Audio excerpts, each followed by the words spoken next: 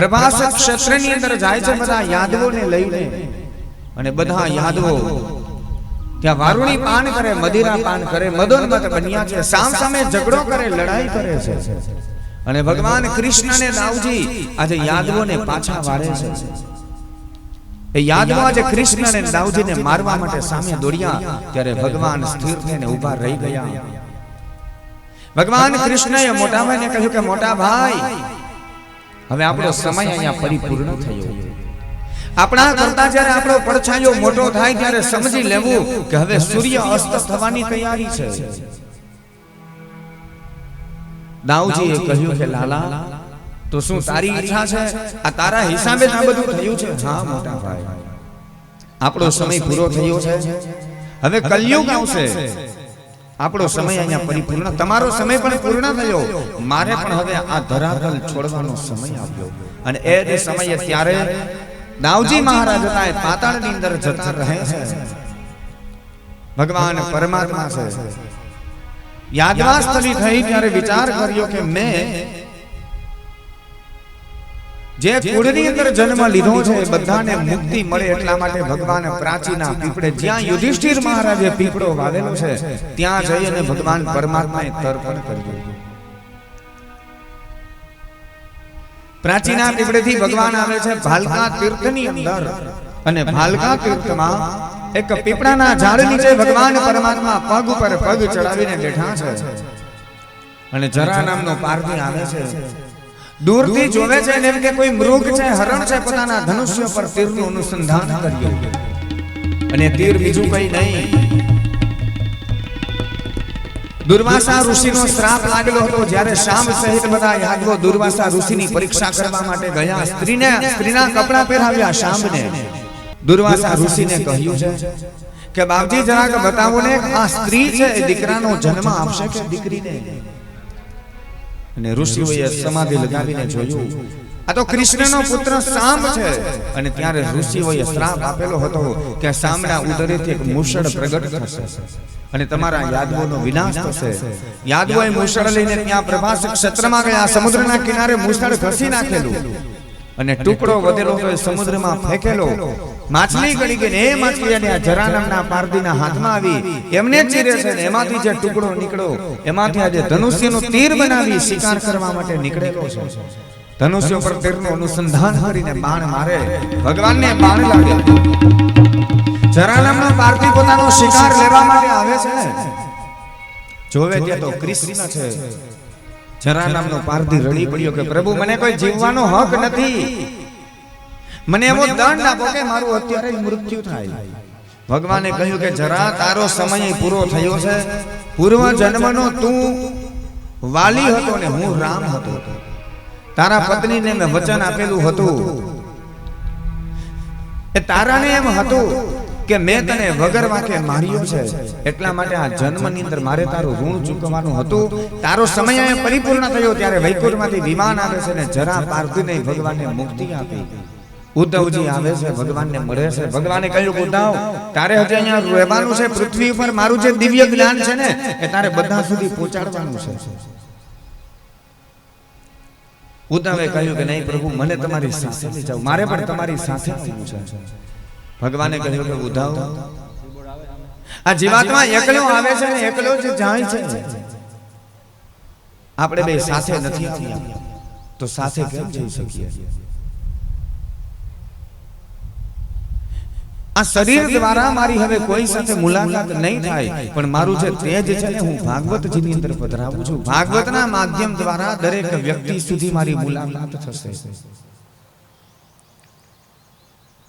અર્જુન મળે તો કહેજો કે દ્વારકાની અંદર જે કઈ અબાલ અને વૃદ્ધ બચેલા છે ને એ બધાને હસ્તિનાપુરની અંદર લઈ જાય.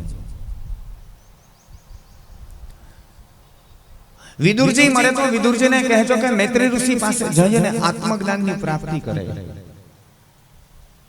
ભગવાન પરમાત્મા બધો સંદેશ ઉદ્ધવને આપે છે અને ઉદ્ધવજી ભગવાન પરમાત્માની ત્યારે પ્રદક્ષિણા કરે છે. ઉદ્ધવજી ત્યાંથી જતા રહ્યા. ભગવાન પરમાત્મા જ્યાં ત્રિવેણી સંગમ થાય છે હિરણ્યા, કપિલા અને ચંદ્રભાગા આવી ત્રણ નદીઓનો જ્યાં સંગમ ભેગો થાય છે, ત્રિવેણી સંગમ સ્થાન છે, સોમનાથ મહાદેવની સામે ભગવાન પરમાત્મા ત્યાં પહોંચે છે. અને ત્યારે સ્વર્ગમાંથી તમામ દેવતાઓએ કહ્યું છે કે પ્રભુ, આ પૃથ્વી પર તો ઘણા સમય સુધી તમે લીલા કરી, હવે તમે વૈકુંઠમાં પધારો, હવે અમને દર્શન આપો. અને ત્યારે વૈકુંઠમાંથી ને વિમાન આવે છે. જો વિમાન ગાજે છે અત્યારે.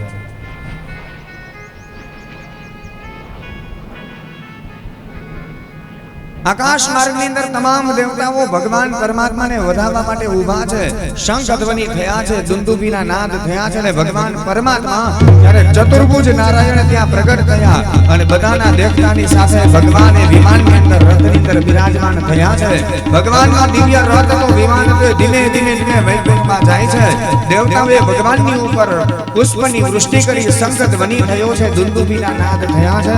બોલીએ દ્વારિકાધીશ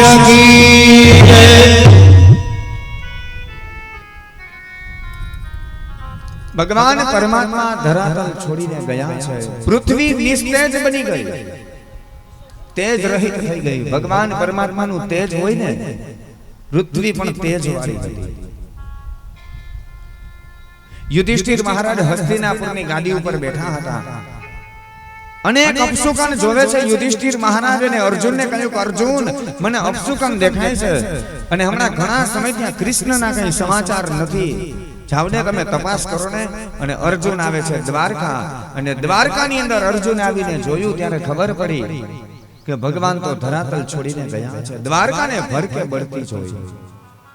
આ એક કૃષ્ણ છે. કૃષ્ણની અંદર મુખ્ય મોટામાં મોટો જો કોઈ એક ગુણ હોય ને તો અનાસક્તિનો ગુણ છે. એની અંદર કોઈ આસક્તિ નહીં. ભગવાન પરમાત્માનો જન્મ મથુરામાં થયો, પણ જન્મતાની સાથે જ માતા પિતાને છોડી દેવા પડ્યા. મથુરા છોડીને ગોકુળમાં આવ્યા. અને ગોકુળની અંદર આપણે જાણીએ છીએ કે નંદ અને યશોદાનો જ પ્રેમ નહીં, પણ ગોકુળના તમામ ગોપ અને ગોપીઓનો એટલો બધો પ્રેમ હતો. પણ છતાંય ભગવાન કૃષ્ણએ જ્યારે સમય પૂરો થયો ને તો બધાને છોડી દીધા. કોઈ આસક્તિ નહીં. મોટામાં મોટો ગુણ છે. આપણી તકલીફ એ છે કે આપણાથી છૂટતું નથી. કૃષ્ણની ગમે એટલી કથાઓ સાંભળ્યા કરીએ, પણ એનો ગુણ જો આપણામાં ન આવે ને તો કઈ અર્થ નથી. અનાસક્તિનો ગુણ, કોઈ આસક્તિ નહીં, કોઈ મોહ નહીં, કોઈ એટેચમેન્ટ નહીં. ગોકુળ છોડી દીધું એક જ ક્ષણમાં. મથુરામાં આવ્યા. ઘણા સમય સુધી 14 વર્ષ સુધી મથુરામાં રહ્યા, પણ સમય પૂરો થયો એટલે મથુરા છોડી દીધું. ક્યારે પછી મથુરામાં ગયા અને ભગવાન આવ્યા દ્વારકા. 100 વર્ષ સુધી પોતાની આખી સોનાની નગરી હતી, પણ પોતાની જ નજર સામે પોતાના પરિવારની યાદવા સ્થળી જોઈ આખું દ્વારકાને ભડકે બળતું જોયું. દ્વારકાનો આખો વિનાશ જોઈ લીધો, પણ છતાંય કોઈ જાતની એમાં આસક્તિ નહીં. એટલે કૃષ્ણની અંદર મોટામાં મોટો ગુણ હોય ને તો અનાસક્તિનો છે. આપણે બધા છોડીએ ખરા, વાતો કરીએ, મોઢેથી બોલીએ ખરા, ના રે ના, અમને કઈ એવો મોહ નહીં. પણ ખાલી મોઢેથી બોલવામાં, હૃદયથી છોડવું એ બહુ અઘરું છે. પેલા જે ભરતુહરી થઈ ગયા ને, વૈરાગ્ય લાગી ગયો. રાજપાટ, ધન દોલત, સત્તા, સંપત્તિ, પત્ની બધાને છોડી દીધા. એવો વૈરાગ્ય લાગ્યો. અને એવી પ્રતિજ્ઞા લીધી, સ્મશાનની અંદર જઈ અને પોતે સાધના કરે છે. ભગવાન પરમાત્માને પ્રાપ્ત કરીને જ રહું. સ્મશાનમાં જઈને સાધના કરે. નિયમ લીધો કે સ્મશાનની અંદર જ્યારે કોઈ વ્યક્તિનું મૃત્યુ થાય ને સ્મશાનમાં અગ્નિ સંસ્કાર કરવા આવે ને, અને સ્મશાનની અંદર જ્યારે છેલ્લે કોઈ ખીચડી મૂકે, એટલી જ ખીચડી પોતાએ જમવાની, એના સિવાય જમવાનું નહીં. અને જ્યારે કોઈ માટલી ભરીને પાણી મૂકે ને એટલું જ પાણી પીવાનું, એના સિવાય બીજું પાણી પણ મારે નહીં પીવાનું. આવું કઠોર વ્રત લીધું. સાધના ચાલુ છે. શંકર અને પાર્વતી ફરતા ફરતા નીકળ્યા. સ્મશાન ઉપરથી નીકળે છે ત્યારે પાર્વતીએ શંકરને કહ્યું કે પ્રભુ, અને દર્શન આપો.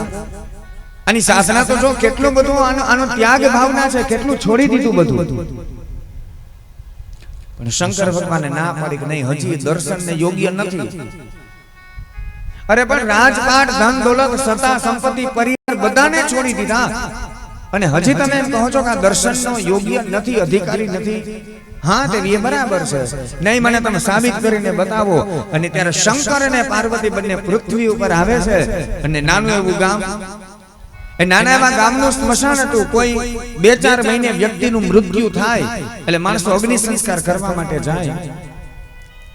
હવે ગામની અંદર બરાબર કોઈનું મૃત્યુ થયું, માણસો ત્યાં અગ્નિ સંસ્કાર કરવા માટે જાય છે. અગ્નિ સંસ્કાર કરી ત્યાં સ્મશાનની અંદર ખીચડી મૂકી, પાણીની માટલી મૂકી અને બધાય માણસો પાછા ફરે છે. અને ભરતુહરીને થયું કે મને ઘણા સમય પછી ભોજન મળ્યું છે, પોતા માટે એ ખીચડી તૈયાર કરે છે. અને ખીચડી જ્યાં તૈયાર થઈ ગઈ ત્યાં શંકર અને પાર્વતી બંને જણા ભિક્ષુકનું રૂપ લઈને આવીને ઊભા છે. શંકર ભગવાને ભૌતિક ભિક્ષાંદેહી કરીને ઊભા રહ્યા. ભર્તુહરી વિચાર કરે કે મારા અતિથિ કહેવાય, અતિથિને જમાડીને પછી મારે જમવું એ મારો ધર્મ કહેવાય. કેટલા દિવસનો ભૂખ્યો માણસ હતો છતાંય પોતાના ભાગની ખીચડી હતી એમાં અડધી ખીચડી શંકર ભગવાનને આપી દીધી.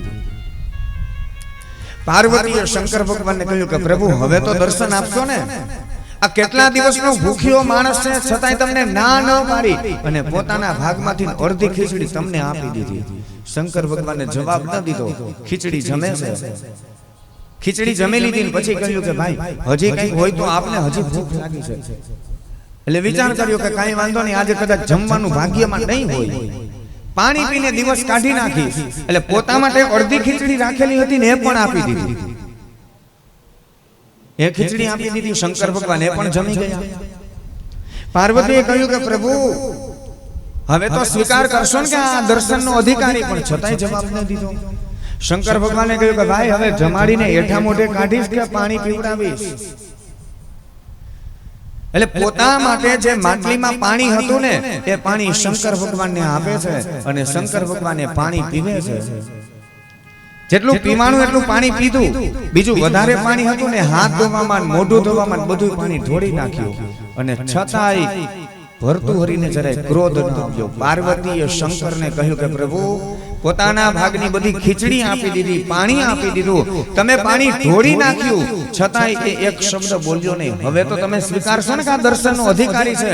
શંકર ભગવાને કહ્યું કે દેવી ખાલી 1 મિનિટ ઊભા રહો. અને શંકર ભગવાને એ ભર્તુહરીના વખાણની શરૂઆત કરી. કહ્યું કે ભાઈ ખરેખર ધન્યવાદ છે તારી ત્યાગ ભાવનાને. મને લાગે છે કે તું કેટલાય દિવસનો ભૂખ્યો માણસ છો અને છતાંય તે તારા ભાગની ખીચડી મને આપી દીધી, તારા ભાગનું પાણી આપી દીધું, મેં પાણી ઢોળી નાખ્યું છતાંય તે મને અટકાવ્યો નહીં. ખરેખર તારી ત્યાગ ભાવનાને વંદન છે, ધન્યવાદ છે. અને આમ વખાણની જ્યાં શરૂઆત કરી ત્યાં તો ભર્તુહરીથી રેવાણોને કહ્યું કે અરે ભલી માણસ, તો તમે હજી મને બરાબર ઓળખતા નથી. ખબર છે હું કોણ છું? હું 92 લાખ માળવાનો ધણી ભર્તુહરી છું. ઘડીના છઠ્ઠા ભાગમાં બધું છોડી દઉં તો શું એક આ ખીચડીને પાણી ન છોડી શકું? શંકર ભગવાને પાર્વતીની સામે જઈને કીધું પાર્વતી આ બીમારી છે મનથી છૂટ્યું નથી. હું 92 લાખ માળવાનો ધણી, હું રાજા છું, હું બધું છોડીને આવેલો છું, બસ આ મનથી નથી છૂટતું ને એ દુઃખ છે. આપણી બધાની તકલીફ, આપણે બોલીએ ખરા મને કોઈ મોહ નહીં, મને કઈ આસક્તિ નહીં, પણ સાહેબ મનથી છોડવું ને એ બહુ અઘરું. બધું છોડીને માણસ કદાચ ઘર બાર કુટુંબ પરિવાર બધાને છોડી તપ કરવા માટે જંગલમાં વયા જાય તો યા મનમાં એવી ઈચ્છા થાય કે મારા બધાય વખાણ કરે કે હું બહુ મોટો ત્યાગી છું, કે હું બધાનો ત્યાગ કરીને આવી ગયો, તો એવી ઈચ્છા જાગે. કોઈને એમ થાય કે હું બહુ મોટો તપસ્વી છું, મારા આવા વખાણ કરે. એષણાવો એટલે કે ઈચ્છાઓ માણસની જાગ્યા કરે. મનથી નથી છૂટતું, હૃદયથી નથી છૂટતું. પણ કૃષ્ણની અંદર મોટામાં મોટો ગુણ છે અનાસક્તિનો. પોતાનો પરિવાર, કુટુંબ, પોતાનું નગર બધું આજે નાશ પામ્યું, પણ કોઈ આસક્તિ નહીં.